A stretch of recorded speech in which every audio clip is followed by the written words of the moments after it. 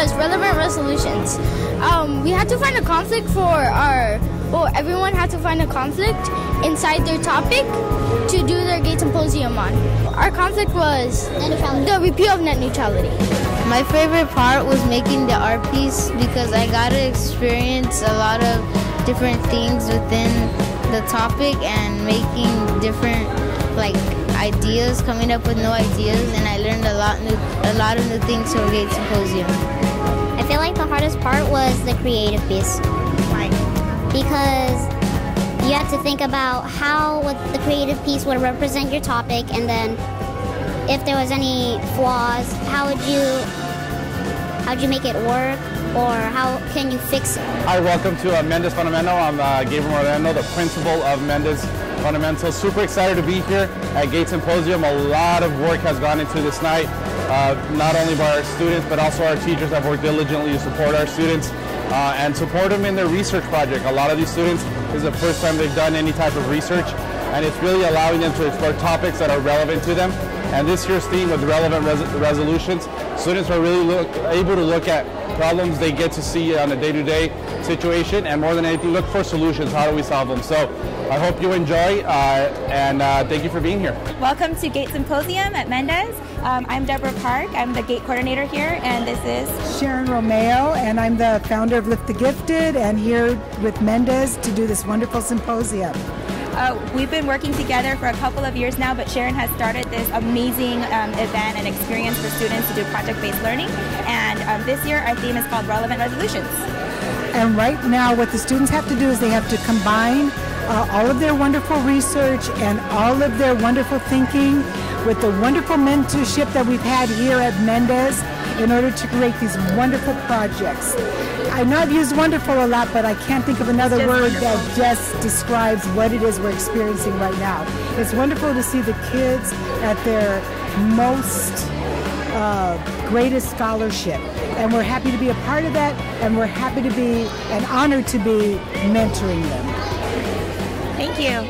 My name is Ariana Figueroa. I'm an 8th grader, and my driving question is, to what extent do biased algorithms in technology impact the conflict between liberal and conservative Americans? I chose this topic because it interests me to see how it is that algorithms and the internet can impact people's perspectives, and how it is that it can make them create their own world and limit themselves to only one perspective, which is, in my case, it will be liberal or conservative. In this experiment, I created 2 different accounts in Facebook, and I compared the different types of ideologies that are considered to be liberal or conservative, and this is how I found out that there actually is bias within the algorithms. My name is Jennifer Cruz. My name is Han Pham, and we're 8th graders. Our driving question is, how does competition within the pharmaceutical drug industry contribute to barriers when accessing medicine? We chose this driving question because in our research we found that there was a lot of competition between different brand and generic drug companies, and then we also found out that when there's a competition and when brand drugs have their drug patented, it creates a barrier for patients to have access to medicine. Well, we didn't know that the branding companies would patent the generic companies. We didn't know about this competition as much. So we found out that the branding companies, they did patent stacking, which meant they got multiple patents on their drug, and they also restricted samples from the generic drug companies, and this was bad for those companies because they weren't able to produce identical medicine due to the restriction. My name is Diego de Chuga. Noah Molina. Christopher Armenta. And we're in 7th grade. Our driving question is, what division and beliefs have led to a rise in hate crimes over time? We chose this topic because it was a relevant topic in America, and it's a more and more growing topic as hate crimes have increased more and more in America. The artistic piece is, so the heart in the middle has names of people who have actually died because of a hate crime, and the flag show about the different communities. My name is Jesus Castillo. My grade is 6th, and as you can GATE, my driving question is, how does immigration contribute to the debate between Republicans and Democrats? Like this one is the House of Representatives. These are all the representatives, Democratic and Republican, like all those people. And when they make laws, when they fight over immigration, they accidentally do stuff like break up families. Like as you can see, this is breaking up the father and the mom with the daughter.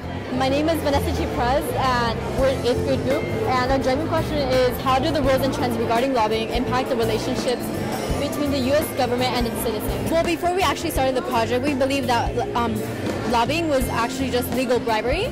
But then in the end, we just realized it's a system in which people can be represented by a lobbyist who goes to Congress to advocate for their rights in order to receive a certain benefit. Well, for our creative piece, we decided to do the Capitol building, which is where Congress works. And so we decided to have a whole bunch of hands with the logos of multiple companies which have lobbied for benefits to receive from Congress. My name is Paulette Morales, and my topic is how current immigration laws have been creating debates between pro-migration groups and anti-immigration groups. One new thing I learned from this experience is that even if a person has an extreme bias against something, they can still find a resolution that works.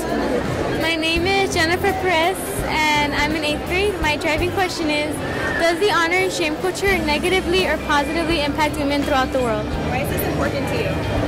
Because me as a woman, I want women to be given a voice in the community and to not be fearful. Our driving question is, do increasing demands for wood-based goods impact the problem of deforestation? For student-led research, we made a survey for 8th graders and some other classes, and then we would get the information back and we would see like what the answers and what we got and see how people think about deforestation and how they plan to help out. Hello, my name is Giselle Barrera. Hello, my name is Brenda Medell. We're in 7th grade. How do judgments influence debates surrounding the issue of temporary protected status for Salvadoran and Honduran immigrants?